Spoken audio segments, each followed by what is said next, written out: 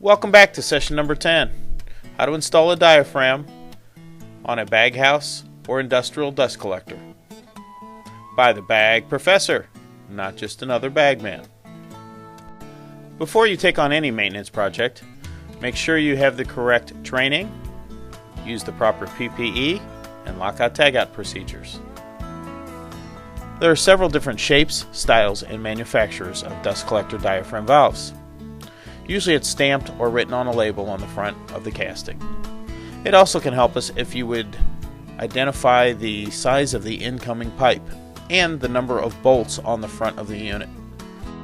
The kit usually consists of a stamped piece of rubber with a spring. On one side there is a seal, on the other side there's usually a washer, or it can consist of 2 diaphragm kits and 2 springs.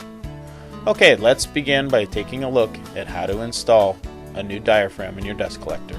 Again, make sure you have all energy sources locked out. Loosen the first bolt, then loosen the one 180 degrees off. Continue doing this so you don't warp the casting when removing it.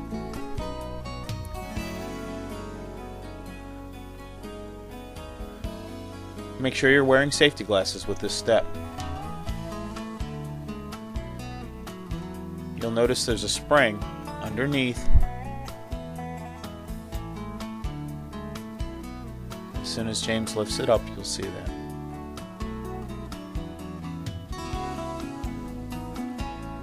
Okay, there is your spring in James's right hand.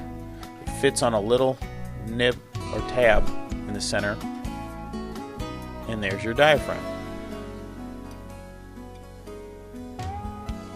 On the other side, there's your seal that pushes up against the aluminum back casting. Notice there's a little tab sticking down. This is a locator that helps you locate and put it back on the same direction. When that tab starts to look weathered or kind of sandy on the outside or brittle or cracking, it's a good indication that it's time to put a new diaphragm in. Outside atmospheric conditions are very tough on diaphragms. The inside ones will usually last quite a long time. Okay, so James has replaced the casting, he's put the spring back underneath there, and he is proceeding to put the bolts in.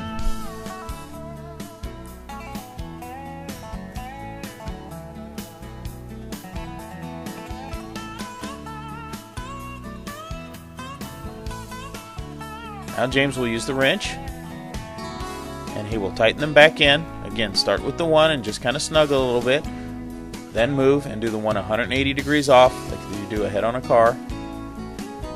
And go around the circle and continue doing the one across from that or 180 degrees off. This will help protect it from warping or breaking. When torquing them down, be careful. These are only aluminum. I've seen a lot of people twist or strip those out. So just snug them down good and tight and work your way around. When you need new filter bags, call us at Filter Pro.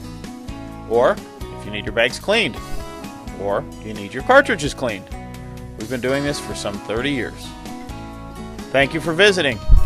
You can catch us on the web at www.fpfilters.com or give us a call at 800-336-5441 if you need more help. Have a great day.